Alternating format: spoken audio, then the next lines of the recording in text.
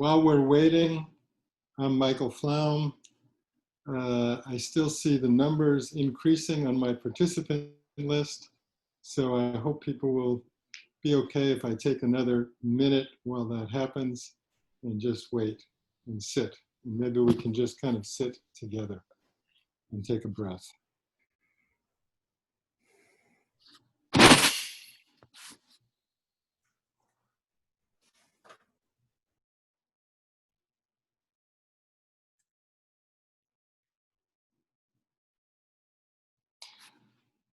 Okay, so welcome.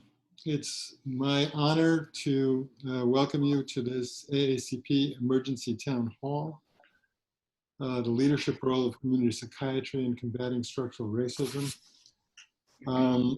I have the great honor of being the board president of this wonderful organization, and that's why I'm just doing the welcoming, but I'm going to hand it over very soon to one of my colleagues, Ruth Shim.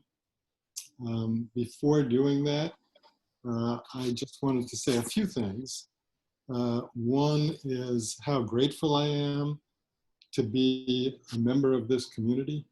I'm always grateful, but in times like this, I'm particularly grateful to have a community of people that I trust and that I respect and that I can learn from, and that means a tremendous amount. I'm particularly grateful for those who really stepped up and took leadership in putting this event together. And one of the things that's so heartening for me is that most of those people were the next generation. So I'm thinking of people like Sarah Vinson and Matt Goldman. Matt is an early career psychiatrist on our board. Sarah was an early career psychiatrist and just transitioned to a full board member. Not a full board member, an at-large board member. Certainly our early careers and fellows are as full as they get, but that really means a lot to me. And similarly in our statement that I'll talk about in a minute, a lot of the leadership there came from some of our younger members like Rachel Talley, who's another early career psychiatrist. And I just wanted to, there are a lot of people that I want to thank for stepping up. And I'm probably not going to thank nearly enough people, but especially those younger folks, it means a lot to me. And I think to all of us. In terms of how this evening is going to go, I'm just going to sort of introduce things a little bit and then hand it over to Ruth, who I think is going to give us about a 15-minute kind of overview on something that she's deeply involved in. She and Sarah just recently published a book on social injustice in mental health. And I think she's going to give us sort of an encapsulated version on structural racism. And then Altha Stewart, we're honored, is going to moderate a panel of several of us. You can see the names here. And that's going to go on for about a half hour. And then it gets a little complicated, but the idea, thanks to Matt and Sarah, as I understand it, is that since this is such a big group, actually I'm looking now, we're about 320 people right now. And I think most of you know how important it is that we try to form community here. And so we really felt it was important to have an opportunity to process and reflect what we hear from the few people that are speaking in communities that are broken down a little bit by different kinds of identities. So members in training and early career psychiatrists and administrators and educators and clinical leaders and scholars, and a lot of us wear many hats, but pick one of those. And you will, at the end of the first hour, be asked to sign off from this meeting, and there'll be links in the chat to get you into secondary Zoom meetings for those discussions. So I could go on. I am not going to go on. There's a lot to say. I'm interested in listening. And Oh, I wanted to just mention one more thing. I think Matt wanted me to mention. So for those of you who are on the listserv, I'm very grateful that we put out this statement. And obviously you can't see this, but maybe you can see these sort of 4 commitments that we are encouraging and supporting all our members and allies to continue to act on, continue to commit to. And as I think Sarah said in a recent email to the board, this is more than a statement, but it's a blueprint for the kind of actions that we want to take together as a community. This whole statement is posted on our listserv, on our website, and very thankful to the people who really spent time to put this together. So with no further ado, I'm going to turn it over to Ruth Shim. And Ruth, I'm going to let you introduce yourself, okay? Thanks, Michael. I'm happy to introduce myself. Let me get my presentation and then, okay.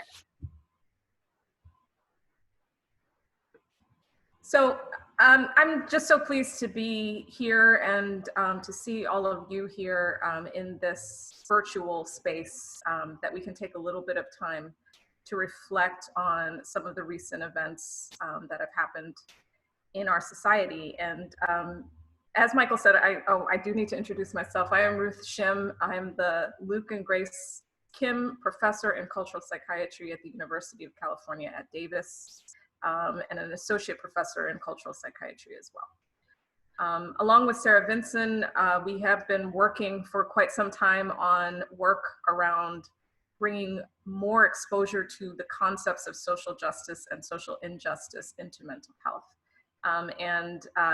Actually, I'm working with Dr. Altha Stewart on a soon-to-be published psychiatric clinics edition on reducing mental health inequities. So stay tuned for that. And there's so many people in this community that are doing this work and contributing in this area. So I'm grateful for everyone. So I have the task of in just a few minutes, doing an entire overview on the history of structural racism in our society. So I'm going to get to it. And I just want to say that this is difficult. This is really difficult. It's challenging to talk about race. It's challenging to talk about racism.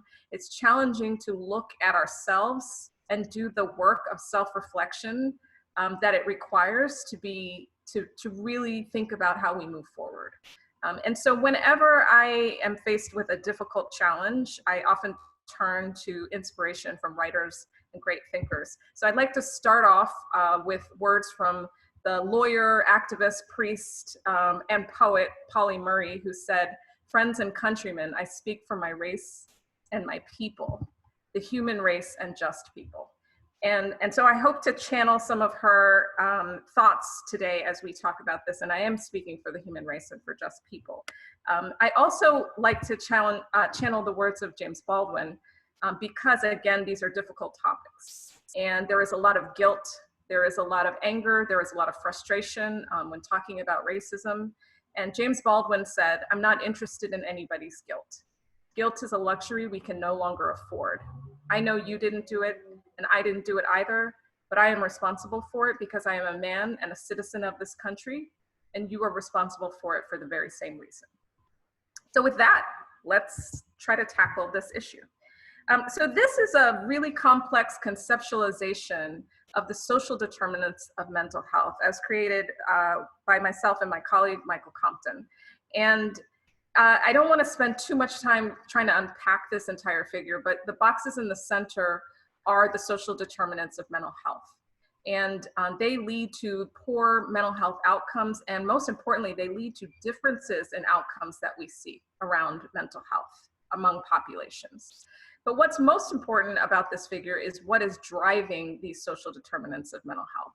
And it really is public policies, the laws, the laws and the policies and practices that we create as a society, and social norms, the ideas, the values that we hold as a community. those things interact with each other, because how we feel about each other as a community then leads to the types of laws we pass about people, and who we elevate with our policies, and who we oppress and who we harm with our policies.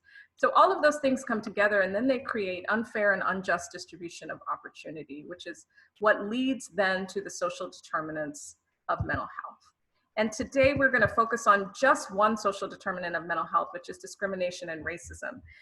When we were working on the book, The Social Determinants of Mental Health, we found this really interesting phenomenon, which was that there was a lot of data to support poor physical health outcomes as a result of many of the social determinants of mental health, and very limited data around the poor mental health outcomes associated with social determinants.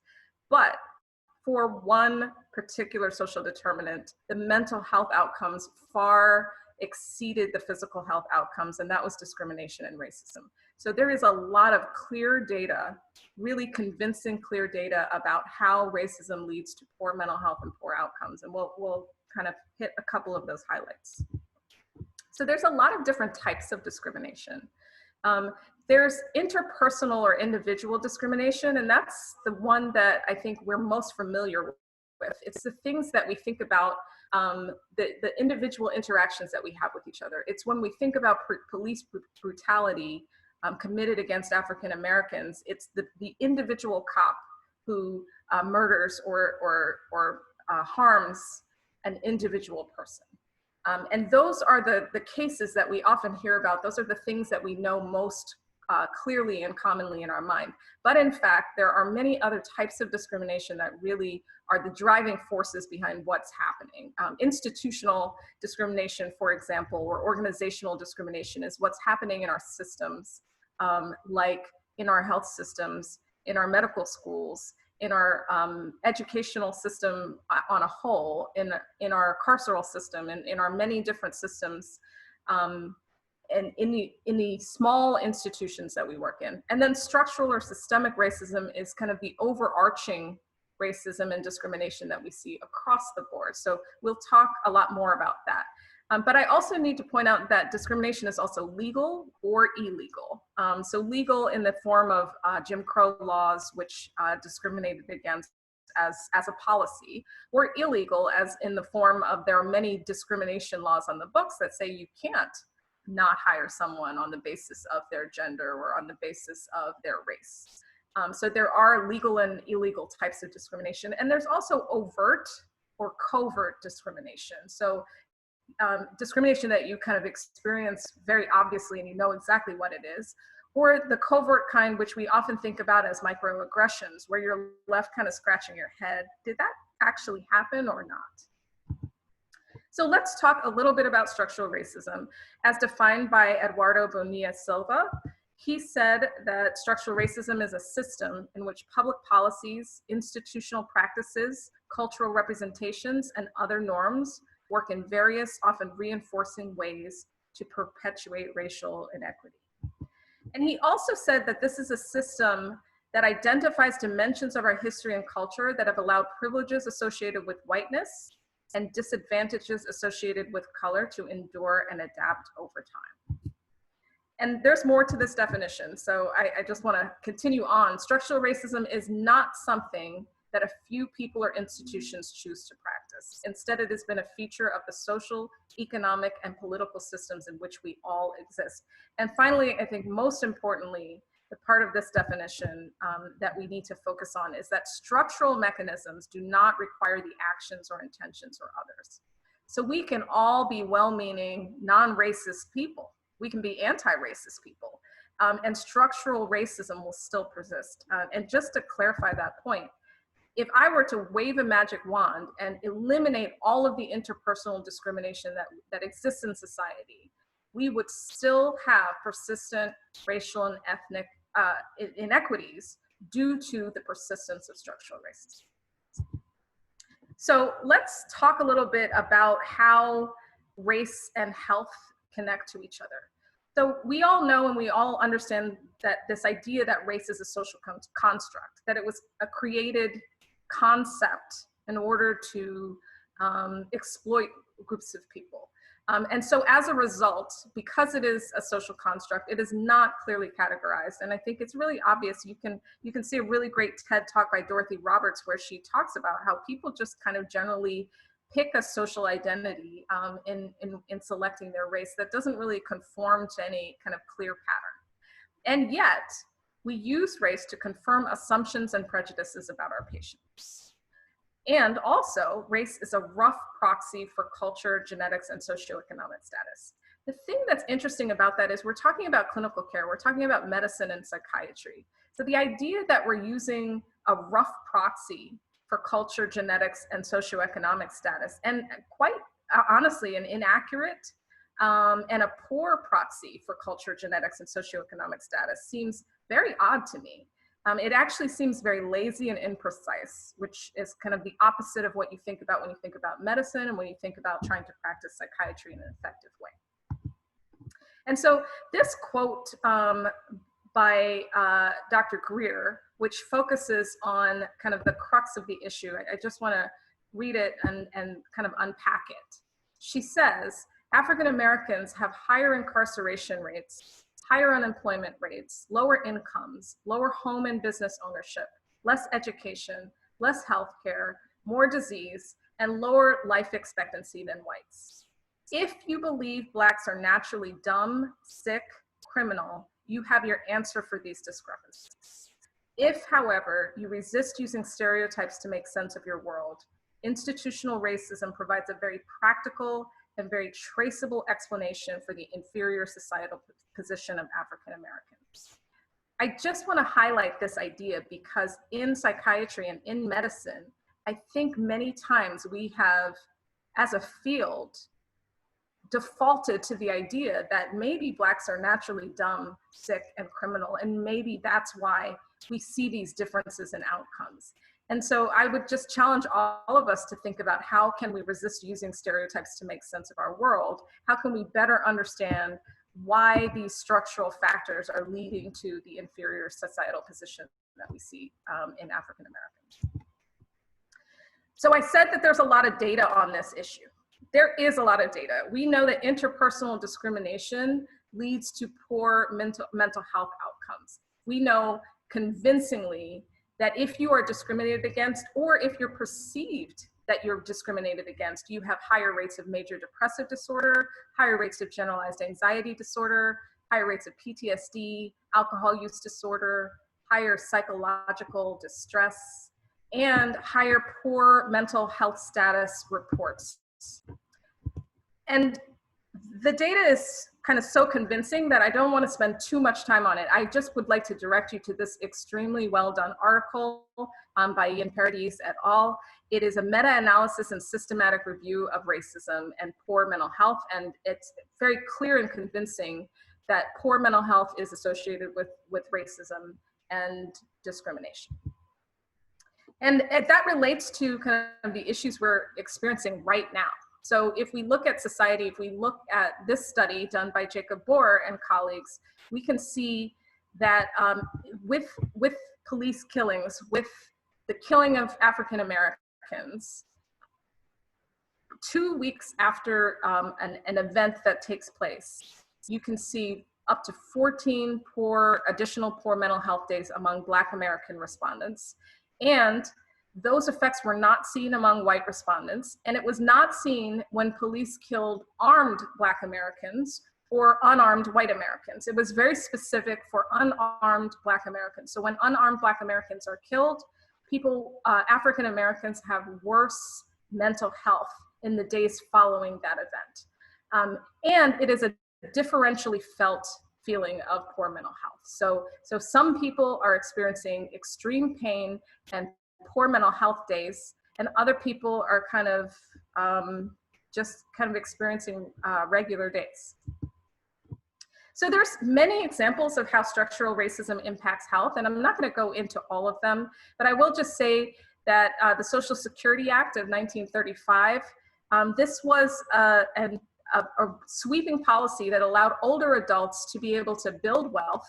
They could retire and receive income, and they could take that wealth and then pass it on to their children and pass generational wealth onto their families. So eliminating that financial burden for older adults led to improved mental health outcomes across the board.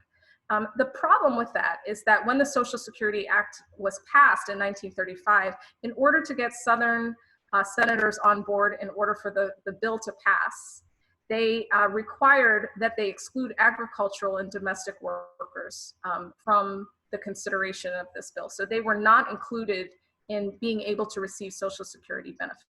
And as a result, it just so happened that African American and Latinx populations were the majority of domestic and agricultural workers at that time. And therefore, they were not able to pass that wealth on to future generations. They were not able to escape the fear of financial instability in their older adulthood. So an example of how that has ripple effects on health, and it has generational effects on health. We're kind of very clear on the war of drugs, the war on drugs, so I'm not going to spend a lot of time on that, but I will just say that the war on drugs has really kind of weaponized the police force in the ways that you see over-policing of Black and Brown communities.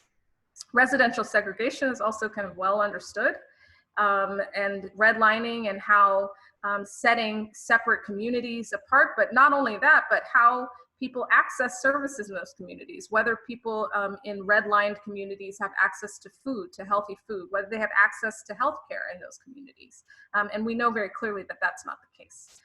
Immigration policy is another example of structural racism impacting health. I'm not going to get into it because I'm running out of time, but suffice it to say, we have clear examples right now of how immigration policies is directly impacting the mental health of a large number of people.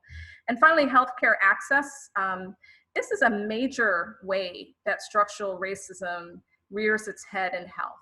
And again, we don't have time to talk about it today, but I would encourage everyone to listen to the 1619 podcast, which is available online. It really describes in great detail exactly how structural racism was involved in creating the poor healthcare access system that we have in this country, and also how directly the American Medical Association was a resistant force that really kind of perpetuated these structural injustices. So with the time I have left, I just have to say, some people might be thinking, okay, this was horrible, all of this stuff that happened. And you know, it's horrible what's happening now, but we have moved forward from where we were, and we're a better society now. And we've made a lot of progress, and I hear those words, and I'm grateful for all of the people who have struggled to get us to the progress that we have made.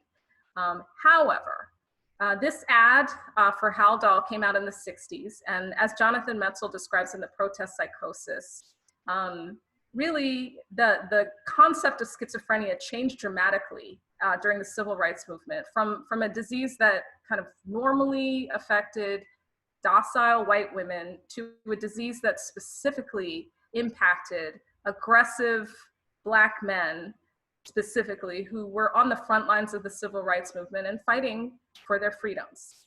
And so this ad is kind of a thought of what happened in the past. And yet today, we see that even now, African Americans are prescribed first-generation antipsychotics at much higher rates. And my own personal experience with this is that I have an African American patient who was hospitalized last year in the fall, and he was hospitalized and immediately he was started on Haldol and titrated up to an extremely high dose. I've had other patients that were hospitalized that are not African American, and Haldol was not the first line treatment for their psychosis. So I find it very interesting that was the medication of choice. And I don't think that we're free from our past, and that we've made the progress that we need to make as a field. So with that, I will leave you with this quote.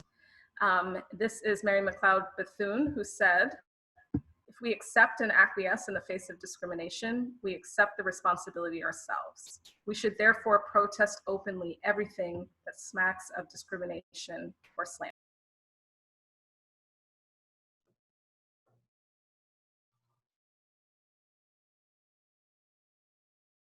Sorry, I was muted.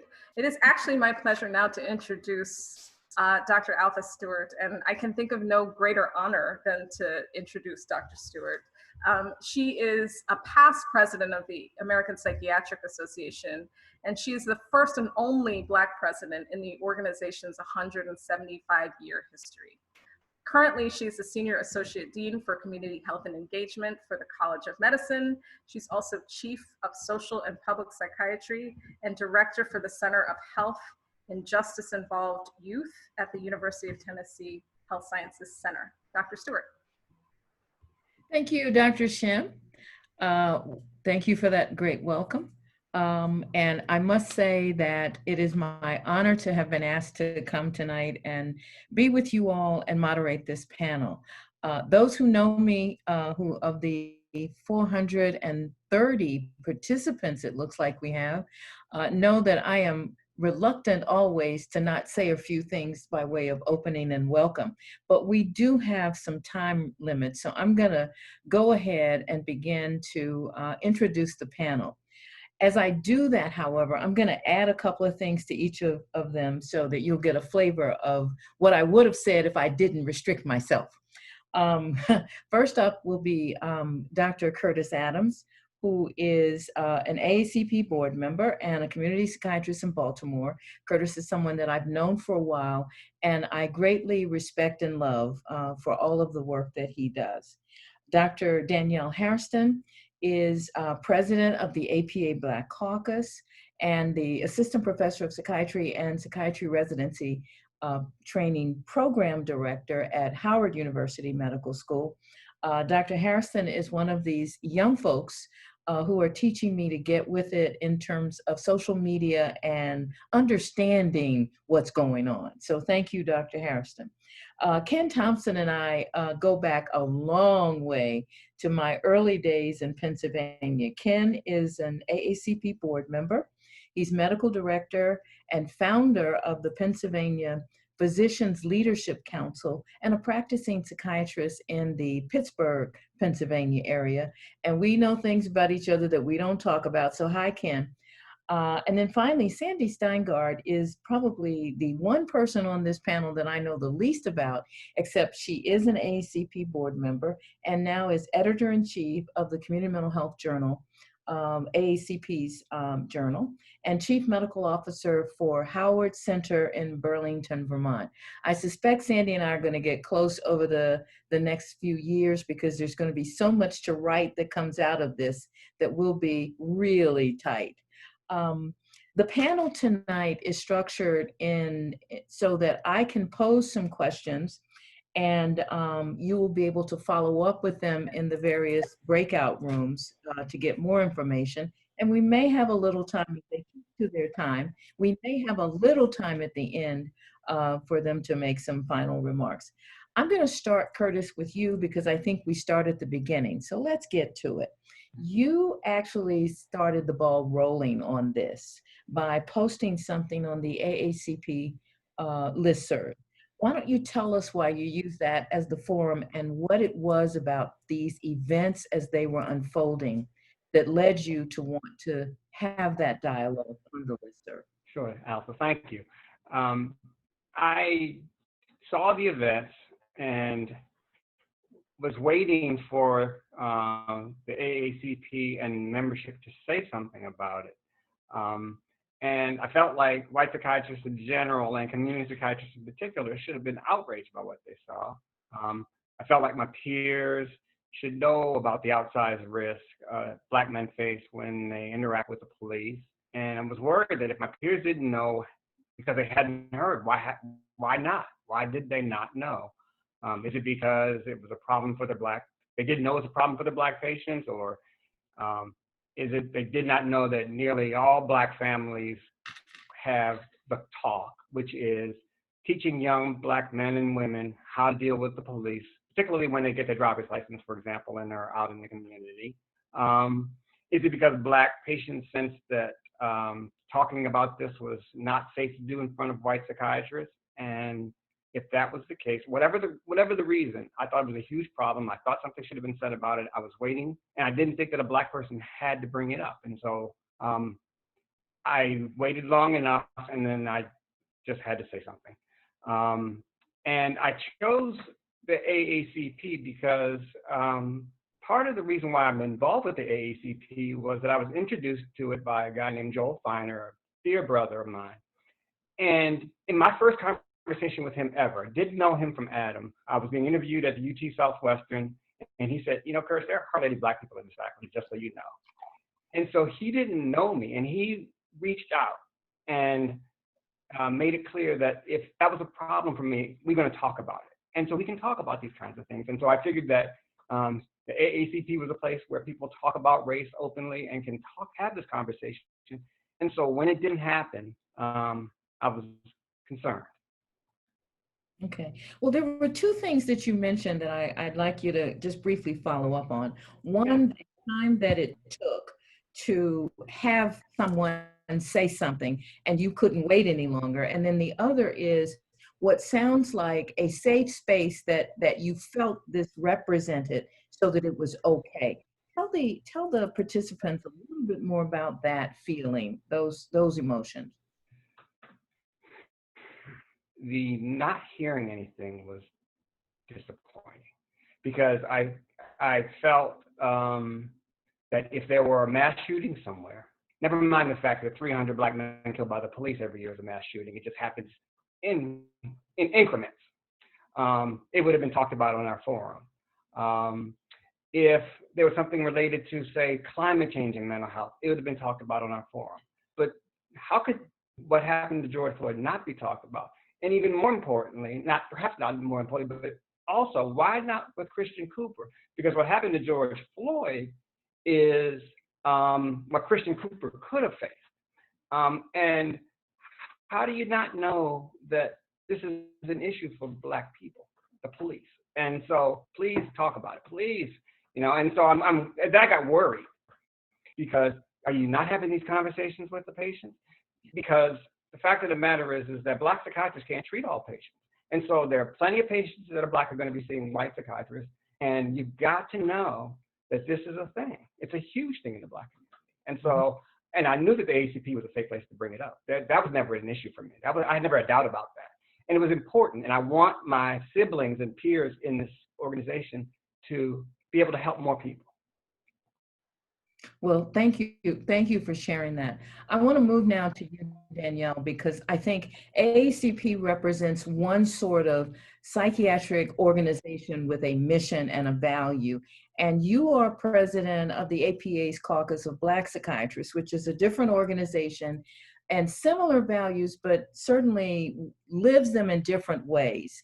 Talk a little bit about how important it is for you both to lead that organization, the Caucus organization, which grew out of protest and things that Curtis had the experience of having a safe place, and the people who created the Caucus structure didn't have that experience within the APA. Talk a little bit about that and how important it is that we have this kind of a forum to talk about these things. Well, I'll say that, well, first let me say hello to Dr. Adams, who was one of the few Black faculty members at University of Maryland when I was training and faculty there, who reached out to help me with some financial things. So always Dr. Adams is appreciated as a role model. So I think that the APA is historically, there's been a lot of dissent. There's been a lot of uprising, a lot of unrest amongst our Black members. And I think that you can see that they clearly appreciate this association because you'll hear them say that they love the IPS meeting, which is, co-hosted there, and feels like that's the time that we can really get our issues out there. And by we and our issues, I mean Black issues and issues that are affecting our Black patients and the Black psychiatrists. I think that it's important that people really understand that we are Black psychiatrists, but before we're Black psychiatrists, we're Black people. And when you don't talk about something that's hurting us, it makes us feel unseen. So if there's no forum, if there's no statement about what's going on, we continue to feel marginalized just like the rest of our people. There's no, oh, you have the privilege of being a doctor, or you're different. You're different. You're not one of them like we are.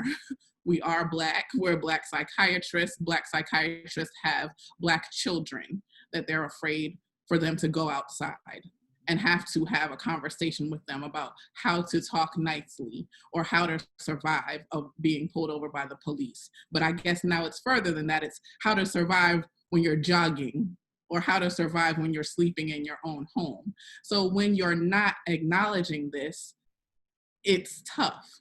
And it's tough to be in an organization or an institution or any professional setting where people say, oh yes, we care about diversity and we care about inclusion. However, you don't acknowledge something that is rocking society and it's hurting your Black psychiatrist colleagues that you say that you care about. So share with the group maybe one or two things that you would encourage people who want to be allies in this. I know I saw your posting on social media, so I know you've gotten this a lot over the last 9 days. Give them a couple of hints on things that people who want to be our allies can do or say or encourage in others. I guess you've been looking at my Twitter there. You taught me well. Yes, it's something that I posted about, and it's something that as the president of the APA Black Caucus, I get reporters who ask me this question. I consult for major, huge corporations who ask frequently, well, how can we be an ally or what can we do? And I just want to, if you all don't know me, but you will get to know me now, I'm very direct in what I say. So you have to acknowledge that racism exists. You have to acknowledge that racism exists. And if you can't, as a physician, acknowledge that racism exists, then how can you treat your patients who are going through this? How can you treat your patients who are victims of racism? And how can you treat your patients who are promoting racism and dealing with that and how to manage that? So first you have to acknowledge that. And I mean that by don't gaslight people. Don't gaslight people in your organization. And if they say, oh, something racist happened to me, whether it's your patient, whether it's your colleague, whether it's your Black friend, and you say, well, was that really racist? Or I don't think that person is racist. Or is there data on that? That's one of my favorites. Is there data on that? Is there a paper on that? Mm-hmm. When you do that, you are not validating the experience of a Black person. And my second point is I've gotten, and thank you, these are nice. I wish I knew what to do to help. How can I help? I feel helpless, texts and emails, and I'm ignoring those. You know why I'm ignoring those? Because I'm not here, and Black people, your Black colleagues and friends, your neighbors, they're not here to comfort you. They're not here. Like I said earlier, we are experiencing this ourselves. It's traumatizing for us to see this. We're still Black, we have MDs, but we're still Black and are experiencing this. So for you to say, I don't know how to help or what can I do, that's insulting because you all have MDs, PhDs, MBAs, med eds, all MAs, all of the letters of the alphabet. You made a career out of finding solutions, but somehow you want Black people to comfort you and to find an answer. So that's what, bring some answers, bring some steps, some actions. That's what we're looking for, and that's how you can help. And yeah, that's all right. Thank you for that. I don't want to break my own rule about time, so I'm going to move on. Ken, you're up next. I know Hi, Altha. Hi, Ken. I know your background. I know the kinds of things that excite you professionally, not as much about what excites you personally, not about what excites you professionally. So tell us a little bit about why you think these are issues that community psychiatrists should be behind and maybe even lead, as you've heard Danielle and Curtis talk about this, or from your own experience of how you are processing all of this. Talk a little bit about that. So I guess the first thing I got to say is that the last week has just been an overwhelming, both deep wound, and also I have to say some moments of actual aspiration and hope that maybe something will change as a result of these events and the tragedy that's happened. And when I say change, what I mean is that maybe we'll move in a direction of a better and more just society. And maybe that's a place for me to start talking about community psychiatry.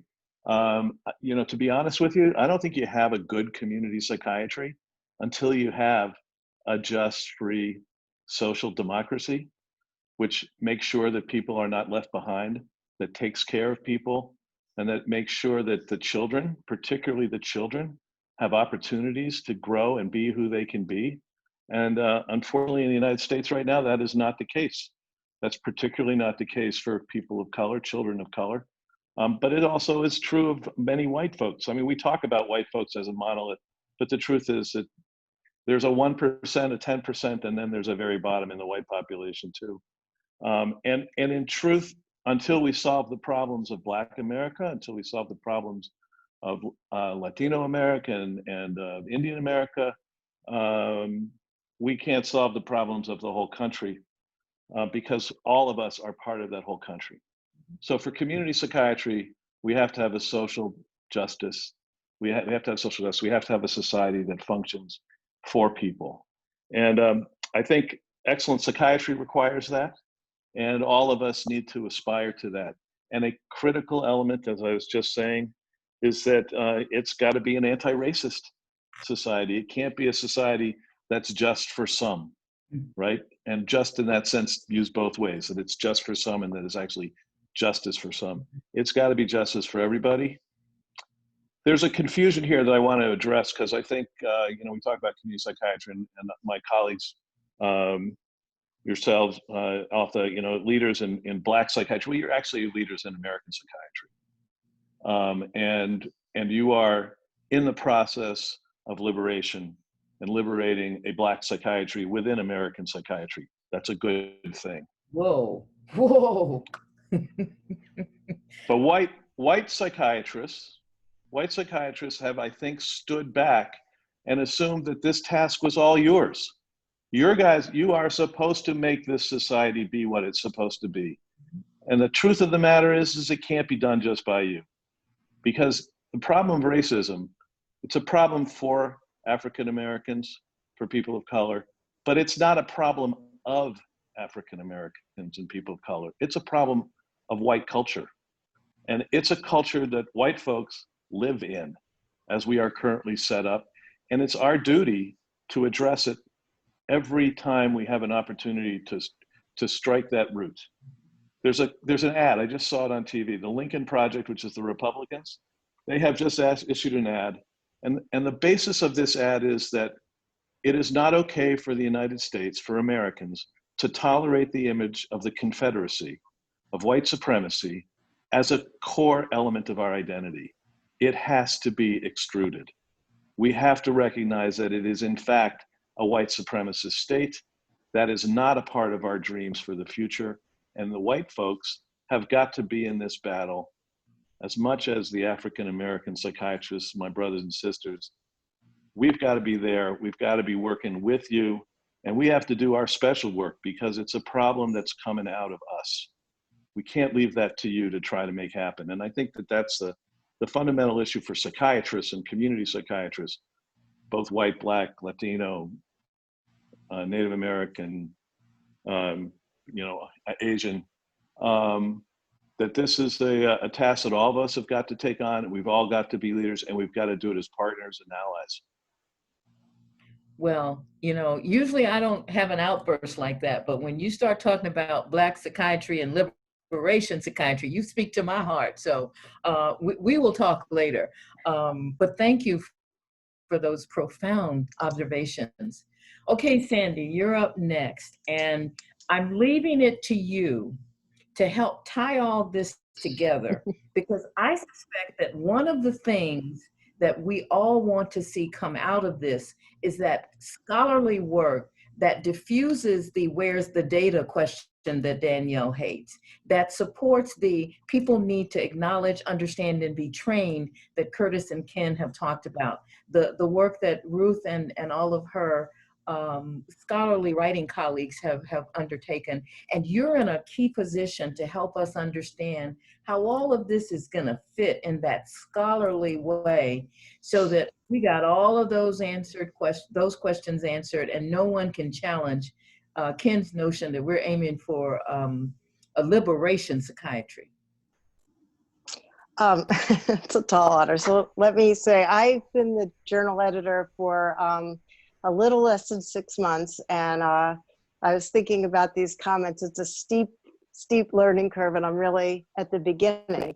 But it's an opportunity, and I think it's an opportunity, and my interest, the reasons that, the things that drew me into doing this have a great intersection with what we're talking about tonight, because I came at this from what I would call a critical perspective of psychiatry, and being pretty concerned about some of the structural problems within the whole apparatus of medicine and psychiatry. And they weren't necessarily based within some of the issues that we talked tonight, but they entirely, in my view, overlap with this. And it has to do with what people call epistemic authority and epistemic justice, which is who has the access to the knowledge. This is where we're talking about who's believed, who's considered an authority. And initially I was drawn into people who are patients, and what their voices were, and wanting to allow them to have forums to be able to talk. But I think it's anybody that is oppressed, or anybody that doesn't have a voice, sometimes can't get on to the ladder of the authority to be considered authority if there's not a way in to be able to begin to publish. And I think that the journal offers this. So what we did was to start the bulk of the journal will continue to be the articles and brief reports that it's had, but we've opened up this an area that we're calling Fresh Focus. I don't know if Lisa Dixon's on the line, but she's been a mentor to me, and that was her idea. And it's going to allow us to have topic areas and formats that would be able to get published and then be talked about. And then you're someone who's written an article, and then people think you know what you're talking about. We have a number of different areas, but one area is on social justice, and Michael's suggested I expand it and call it social justice and structural competence, and which we'll do. And within these different formats, we're allowing for book reviews, case presentations, debates, or people can share different perspectives, first person accounts, review articles, innovative practices. The very first one that we did, in some ways, I think ties into this, but it was about a group of people in Chinese people living in this country, working in this country, who very quickly developed a WhatsApp format to be able to support their peers working in Wuhan. And this was a grassroots thing. I learned about it from our forum, and then they wrote it up and we were able to publish it. And I think it was a really, really cool thing that they did. But those are the kinds of ideas that we want. So absolutely, ideas that come from here, I think, we can try to get out there and keep this conversation going. Well, thank you. I hope that the participants were listening really well at your tips on how to get published. I think often people believe that there's some magic. You've thrown back the curtain. Thank you, Wizard, for showing us what's going on behind the curtain. I know that we are really pushing up against our time, and I see that there are lots of chats and questions going on. Are we going to have any time to take some of those if they're for the panelists? We've got maybe 2 minutes. Is there any chance that I should break ranks and do that? I'm a rabble rouser, a radical, a liberation psychiatrist. Well, Altha, that actually segues into what I was going to use my 2 minutes to talk about. Then Because the floor is yours, obviously Michael. Thank you. there's so much to talk about here, right? And what we don't want is for this to be a one-off. So my comments, what I wanted to talk a little bit about is where do we go from here? We have 430 people on this call, which is fantastic. And we have a request and we have a suggested process moving forward. And that is, as many of you know, IPS was not happening next year. AACP had planned to host its first meeting, fully sponsoring, in Philadelphia in October. While we haven't officially made the announcement, I think it's pretty clear that we're not going to be able to host that meeting in person. And what we've been trying to do is to come up with a good virtual substitution. This shows us that this can actually work. For those of you who may not be familiar with the format of that meeting, the meeting was divided into 6 topic areas, one of which was social justice and mental health. And the idea of the meeting was that it was going to be highly interactive, trying to get people to form communities around areas of interest that would be generative in scholarly ways as well as in clinical ways, policy, impact, etc. So the suggestion is Sarah and Ruth were the plenary speakers for the social justice in mental health section. They, in a short time, to be determined, but hopefully within the next month or so, we will propose that they will give something like that plenary, of course inflected by current events. Then there were breakouts. We had 80 accepted breakout sessions with over 200 people involved in those breakout sessions. About a quarter of them were on the social justice issues. So we hope to start with that. Doesn't have to be limited to that, but we have this rich content already there. And if we can figure out a way to do what we're doing tonight in an ongoing manner, and both using the content that was proposed and peer reviewed, as well as organically coming together around these areas, that's where we hope to continue this process. So, I would love to entertain questions, but I also really think there is value in this format where we get to talk with each other, and hopefully some of those questions can be talked about over the next half hour, and more importantly, from my perspective, over time. And let the statement that we made, indeed, as Sarah suggests, be a blueprint for action for going forward. Matt, I think, did Matt post? Because this part is a little confusing. This is going to be a little challenging, guys, and we're going to see if this is going to work. But let me share my screen and get back to my slides and go to the next slide. Oops. Uh-oh. Sorry. Michael, I think it's posted in the chat. Is it posted? Yeah. Okay. All right. So we don't need that. So in this, that's right. There it is. So we're going to break in just about a minute. If you want to go to members in training, you click that. Early career, administrators, educators, clinician leaders, and scholars. And we look forward to a great discussion. We're scheduled, I understand, for just a half hour. I don't think anything terrible is going to happen if people want to stay on longer. I think we're going to be able to continue this.